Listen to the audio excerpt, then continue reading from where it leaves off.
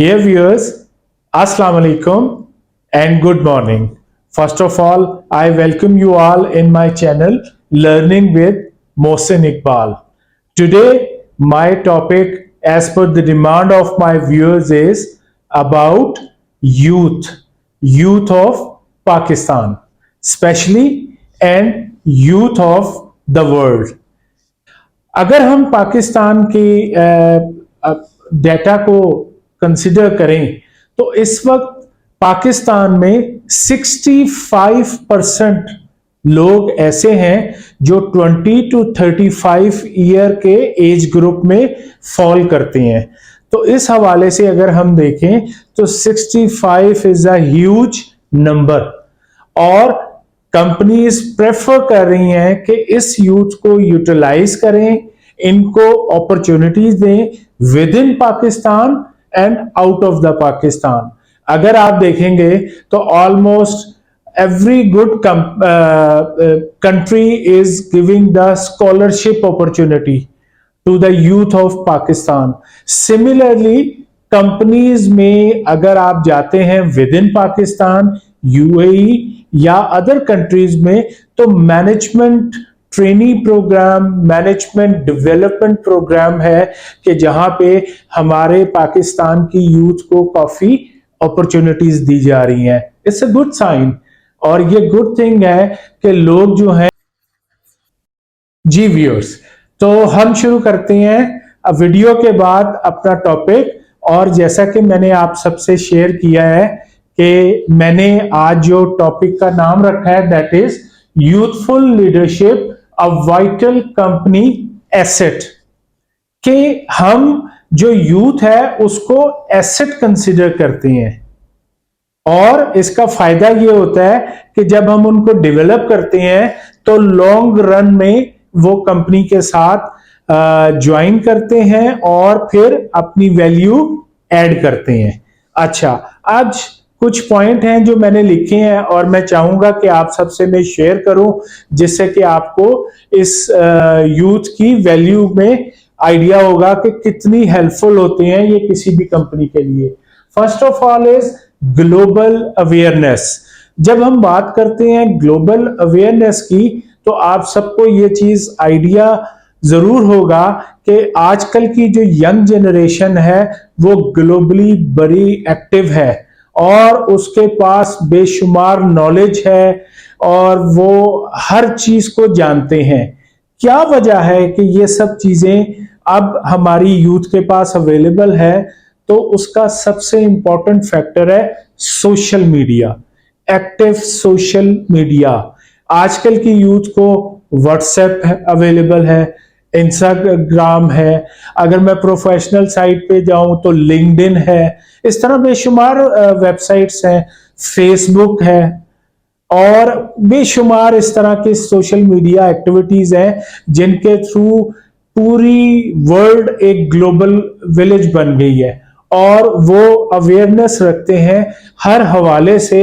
With in minutes, with in seconds वो अपना exchange of views करते हैं दुनिया के किसी में भी हिस्से में बैठे हुए अपनी यूथ के साथ और इंफॉर्मेशन आपको फौरन मिल जाती है। तो one of the competitive edge of having youth in your organisation is you have global awareness. किस चीज की डिमांड है, क्या चीज शॉर्ट हो रही है, किस चीज की प्रेफरेंस है, क्यों है, कैसे है, हमने कैसे करना है, ये सब चीजें हम इसको फायदा ले सकते हैं।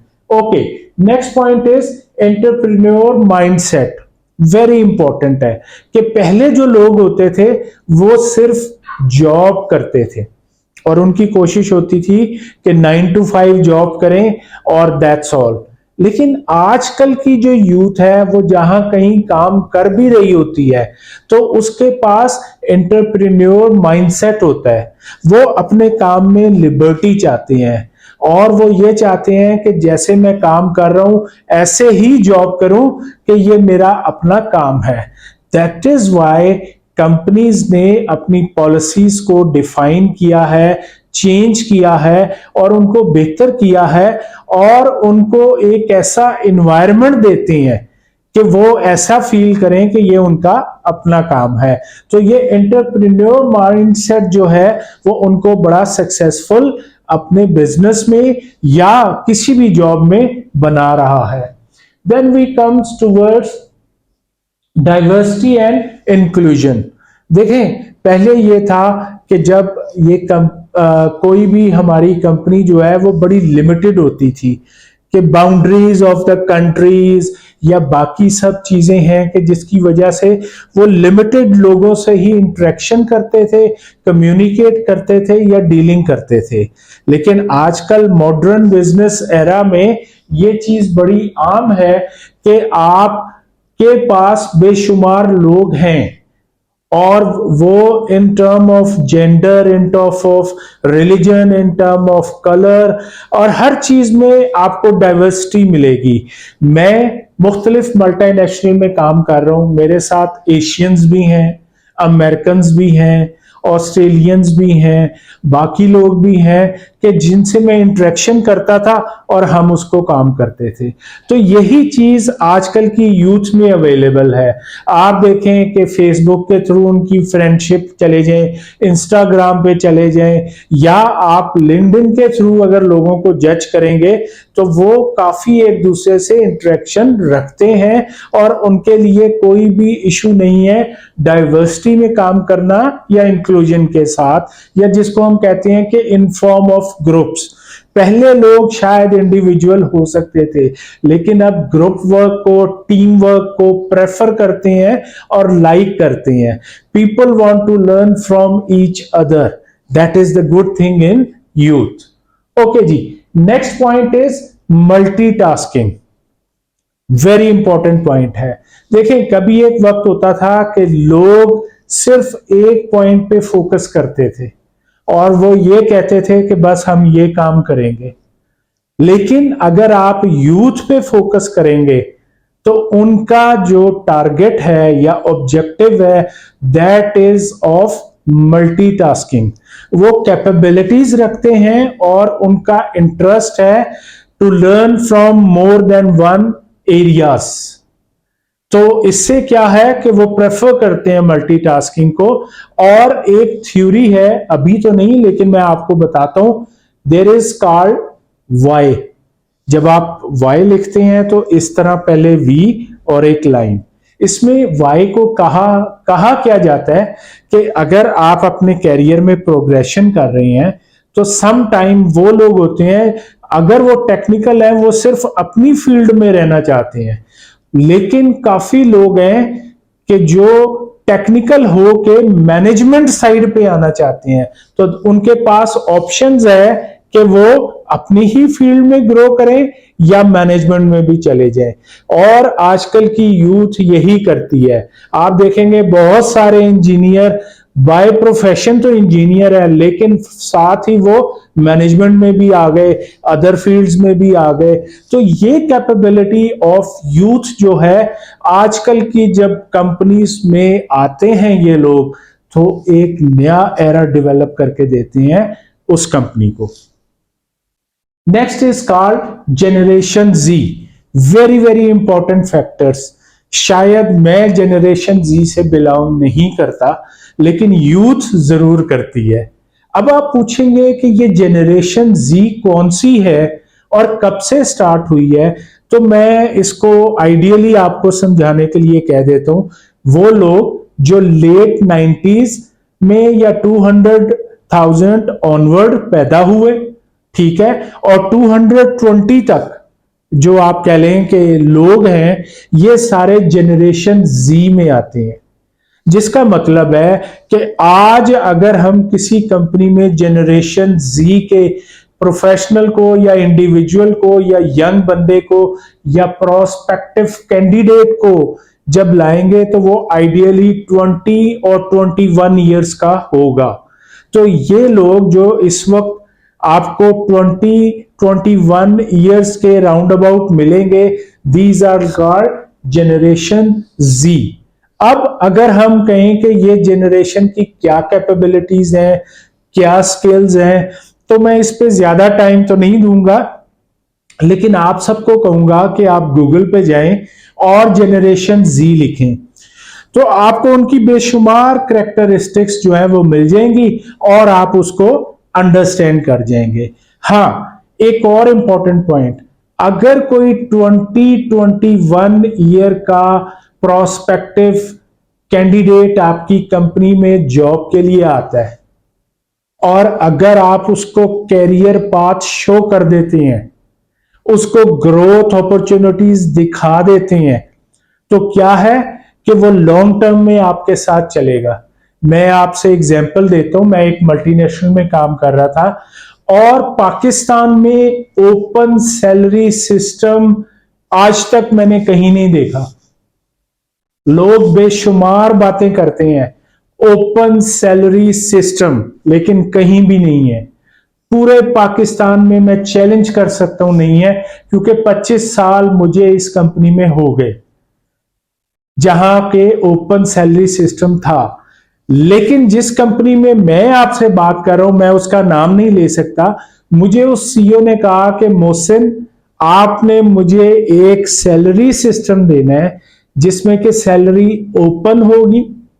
गौर से लफ्ज सुनिएगा, सैलरी ओपन होगी और आप एक इंडिविजुअल को 30 ईयर का, कितने ईयर्स का, 30 ईयर का प्लान देंगे।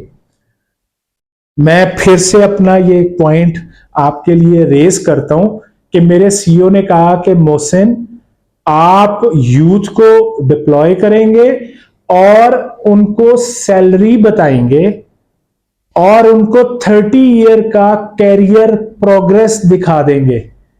अब इसको मैं एक एग्जांपल से समझाता हूं। एक साहब आए, मिस्टर ए, उन्होंने कहा सर मेरी एज है 20 ईयर्स। कितनी एज है? 20 ईयर्स। तो आप मुझे कहती हैं कि आप मुझे 30 ईयर का पूरा रोड मैप दिखाएंगे, तो जब मैं 50 ईयर का होऊंगा आपकी कंपनी में, तो मेरा क्या डेजिग्नेशन होगा और मेरी क्या सैलरी होगी। तो मैं उसको बड़ा सिंपल, हमारे पास एक चार्ट था जो मैंने लैपटॉप में रखा था, मैं कहता था अगर आप 30 ईयर हमारे साथ रहे तो ये डेजिग्नेशन होगा और ये सैलरी होगी आपकी। और वो इंडिविजुअल बड़ा सरप्राइज था कि सर आज तक मुझे किसी ने नहीं बताया। लेकिन क्या था कि मुझे मेरे बॉस ने, जो कि एक फॉरेन नेशनल थे, उन्होंने मुझे ये अपॉर्चुनिटी दी और पाकिस्तान में फर्स्ट एवर कंपनी हमारी थी जिसने ओपन सैलरी सिस्टम इस कंट्री में इंट्रोड्यूस करवाया। ठीक है, तो ये वो चीज होती है कि अगर आप यूथ को अपॉर्चुनिटी शो कर देंगे तो वो जरूर आपके साथ रहेगी। ओके, नेक्स्ट पॉइंट आता है जनरेशन जी पे। तो काफी डिस्कशन हो सकती है, लेकिन मेरे पास टाइम कम है तो मैं इसको यहीं पे सम अप कर रहा हूं। की elements in your succession plan, बड़ा इंपॉर्टेंट पॉइंट है। मैंने अभी कहा कि अगर एक इंडिविजुअल आपके पास 20 ईयर का आता है, आप उसको 30 ईयर का रोड मैप दिखा रहे हैं, तो इसका मतलब है कि आपका सक्सेसर भी रेडी हो रहा है। अगर मोहसिन साहब इस वक्त 50 ईयर की एज में हैं, तो जाहिर है मोहसिन साहब ने भी रिटायर होना है। अगरचा कि मेरे पास अभी 10 ईयर्स हैं रिटायर होने के लिए, यानी 60 है, मगर मैं अपने सक्सेसर को तो डेवलप करूंगा। और यही वो रोड मैप है कि जब आप किसी को शो करते हैं तो यही यूथ आपकी जो है सॉरी, यही जो यूथ आपकी जो है ये सक्सेसर के तौर पे काम करती है। तो ये बड़ा इंपॉर्टेंट पॉइंट होता है कि अच्छे लोग, यानी मैं कहूंगा कि आपसे भी बेहतर क्वालिफिकेशन, बेहतर रिसोर्सेज के साथ आपकी पोजीशन पे आते हैं। नेक्स्ट पॉइंट है high level of technological intelligence. ये बड़ा इंपॉर्टेंट फैक्टर है। आजकल देखें स्मार्टफोन्स आए हुए हैं और स्मार्टफोन जो है मुख्तलिफ लोग बड़े इजीली उसको अडॉप्ट कर रहे हैं, यूज कर रही हैं। इसी तरह आप नए से नए टेक्नोलॉजी पे चले जाएं तो जो यूथ है वो इसको यूटिलाइज कर रही है और इसके जो है एडवांटेज ले रही है और कंपनीज इसके थ्रू ग्रो कर रही हैं। जबकि जो पुराने लोग थे वो इन सब चीजों को लैक कर रहे थे। जैसा कि मैं आपको बताऊं, जब मैंने अपना कैरियर शुरू किया था तो मैं जब कंप्यूटर स्टार्ट करता था तो 10-15 मिनट में वो अभी ऑन हो रहा होता था, लेकिन हमें मजबूरी ये थी कि उस वक्त बात था। मुझे याद है कि जब मैं अपनी फर्स्ट मल्टीनेशनल कंपनी में काम करता था तो मेरे पास टेलेक्स था। No doubt communication worldwide हो रही थी, लेकिन थ्रू टेलेक्स हो रही थी। आज की तरह नहीं है कि जैसे फौरन ही आप स्मार्टफोन पे बात कर रहे हैं, मुख्तलिफ याहू पे बात कर रही हैं, व्हाट्सएप पे कर रही हैं। तो ये सब चीजें जो है यूथ के पास होती हैं और वो सॉल्यूशंस आपको विद इन सेकेंड्स देते हैं। Then is swiftly acquire new knowledge and adopt to changing circumstances. Very important point है कि this world is changing very rapidly. काफी ऐसी चीजें हैं जो कि शायद कभी होती थी, अब उनका नामो निशान भी नहीं है। मैं उन लोगों से जो कि शायद मेरी एज के हों कि मैं पूछूं कि यार कभी वीसीआर होता था, तो यंग जनरेशन पूछेगी ये वीसीआर क्या होता था। इसी तरह अगर मैं किसी को कहूं कि मैं जो है मोहम्मद रफी के गानों की कैसेट जरूर अपने पास रखता था, तो लोग कहेंगे ये कैसेट क्या होती है। या एक लफ्ज अगर चले, सीडी अभी नई है लेकिन वो भी शायद अब नहीं है। तो कहने का मकसद है बेशुमार चेंजेस आ रही हैं। इसी तरह जो बाउंड्रीज थी कभी कंट्रीज की जो थी वो अब खत्म हो गई हैं, बाउंड्री लेस एनवायरनमेंट हो गया है। इसी तरह जो कभी टीम्स होती थी वो शायद विजुअल होती थी, अब तो सारी जो है वो विजुअल भी टीम्स नहीं है और काफी पूरी दुनिया में काम कर रही है इस हवाले से। तो अगेन ये पॉइंट भी जो है वो यूथ को जो है एक प्लस पॉइंट देता है। Okay, by questioning established belief and exploring new possibilities, they break constraints of conventional thinking. Very important point है कि अक्सर कंपनीज में क्या होता है, जो पुरानी रिवायत चल रही होती है तो वो चलती रहती है। नए आने वाला है उन्हें जब बताया जाता है कि कंपनी में ऐसे होता है तो वो कहते हैं ठीक है और वो उसको फॉलो करने लग जाते हैं। लेकिन जो यूथ है वो हमेशा पूछती है कि हम ऐसा क्यों करें, इसकी लॉजिक क्या है, और अगर हम इससे डेविएट करते हैं तो क्या वो बेहतर नहीं है। मैं एक कंपनी में एज ए हेड एचआर काम करता था और हम लोग इंटर्नशिप करवाते थे, और जो इंपॉर्टेंट पॉइंट था कि जब भी कोई कैंडिडेट अपनी इंटर्नशिप कंप्लीट करता था तो वो मुझे एक रिपोर्ट सबमिट करता था और उसके साथ हमें एरिया ऑफ अपॉर्चुनिटीज बताता था। एरिया ऑफ अपॉर्चुनिटीज मैंने इस तरह का नाम है जिसे आप अदर वे कह सकते हैं वीकनेसेस। तो जब वो एरियाज ऑफ अपॉर्चुनिटीज की शीट आती थी तो मेरे बॉस ने, मेरे मैनेजिंग डायरेक्टर ने कहा था कि हर एरिया ऑफ अपॉर्चुनिटी शीट आप मुझसे शेयर किया करेंगे। तो उसमें क्या था कि बाज दफा इतने इतने अच्छे आइडियाज मिल जाते थे कि हमने बगैर किसी कंसल्टेंट को डेवलप किए हुए या लोगों को बुला के उनसे गाइडेंस लेने के बजाय उन्हीं यूथ के आइडियाज को इंप्लीमेंट किया और बड़े सक्सेसफुल रिजल्ट्स लिए। तो ये कैसे पॉसिबल था? तो ये with the help of youth से ही अवेलेबल था। ठीक है, ओके जी। Next is possess a keen ability to predict future trends of business, because ये लोग ग्लोबल अवेयरनेस रखते हैं, ये नई टेक्नोलॉजी को अंडरस्टैंड करते हैं। यूथ जो है वो हमेशा मोटिवेशन, एंथुजियाज्म के साथ काम करते हैं और अपने एक्सपीरियंसेस की बिना पे, अपने तजर्बे की बिना पे, इंफॉर्मेशन की बिना पे आपको गाइड कर सकते हैं कि आने वाले वक्त में क्या चीज बेहतर हो सकती है। मैं ये तो नहीं कहता कि आप 100% उन्हें बिलीव करें, लेकिन idea generation very important point है कि जिसके थ्रू आप न्यू आइडियाज को लें और उनको इंप्लीमेंट करें और उसका एडवांटेज लें। Last but not the least, possess a keen ability to inject their work with a dose of passion and hopefulness। Very important point है कि जो भी वो काम करते हैं एंथुजियाज्म के साथ काम करते हैं, टीम वर्क में काम करते हैं और लोगों को शो करते हैं कि we are the part of this company, और अपनी वैल्यू भी ऐड करते हैं। तो ये सब चीजें जो है शायद आपको पुराने लोगों में ना मिले।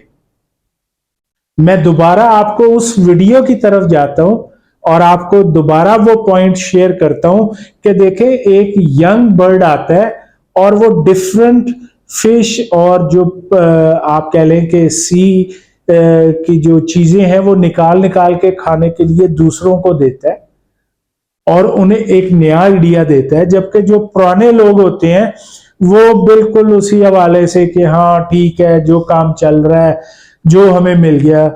अगर हम इसको लिंक उस वीडियो से करें तो हमें बेशुमार आइडियाज मिलते हैं और ये शो करता है कि यंग जनरेशन का होना कितनी जरूरी है। मैं आपसे शेयर करता हूं एग्जाम्पल। मैं एक कंपनी में एज ए कंसल्टेंट गया तो मैंने सबसे पहले उनसे पूछा कि सर आपकी कंपनी तो बहुत पुराने स्टाइल पे चल रही है, आपकी कंपनी की एवरेज लाइफ क्या है इन टर्म ऑफ एम्प्लॉय। जब मैं ये बात कर रहा हूं थोड़ा सा शायद मैं, क्योंकि इंटरनेशनल लेवल पे भी कुछ लोग सुन रहे होंगे, तो ये होता है कि आप एवरेज लाइफ ऑफ एम्प्लॉय निकालते हैं। फॉर एग्जाम्पल, एक साहब है वो 61 ईयर के हैं, एक साहब है 51 के हैं, एक साहब है 49 के हैं। तो आप सबकी एजिस को प्लस करते हैं और उसको डिवाइड कर देते हैं नंबर ऑफ एम्प्लॉइज से। तो उन्होंने कहा ओके ओके मैं आपको बताता हूं। तो जब उन्होंने वो डाटा मुझे प्रेजेंट किया तो जो एवरेज लाइफ थी वो थी 54। कितनी थी? 54। अब मैं आप लोगों से कहूंगा कि इंटरनेशनली एक कॉन्सेप्ट है कि 45 के बाद लोग अपनी लर्निंग को कम कर देते हैं या जो भी उनके आइडियाज या थॉट प्रोसेस हैं वो उस पर स्टिक हो जाते हैं। तो क्या वहां पे इनोवेशन या डेवलपमेंट हो रही होगी? नहीं। वो ये कह रहे थे कि हम जिस तरीके से चल रहे हैं वो बहुत बेहतर है और हम इसको बदलना ही नहीं चाहते। दैट्स वाई एम्प्लॉइज की एवरेज लाइफ, या मैं कहूं कि उस ऑर्गेनाइजेशन की लाइफ को आइडियली कहा जाता है 35 टू 42 45 होना चाहिए, क्योंकि ये वो एज होती है कि जिसमें जो है आपके पास new ideas, concepts, new vision, development, ये सब चीजें आती हैं और आप ग्रो करते हैं। तो ये मेरा lecture specially youth of Pakistan 65% के लिए और यूथ ऑफ द वर्ल्ड के लिए है कि आपके लिए स्काई इज द लिमिट, रास्ते खुले हैं, मोटिवेशन के साथ जाएं, चाहे जॉब करें चाहे अपना काम करें, जो मर्जी करें, लेकिन nobody can stop you. So well done and keep up the good work. Thank you very much.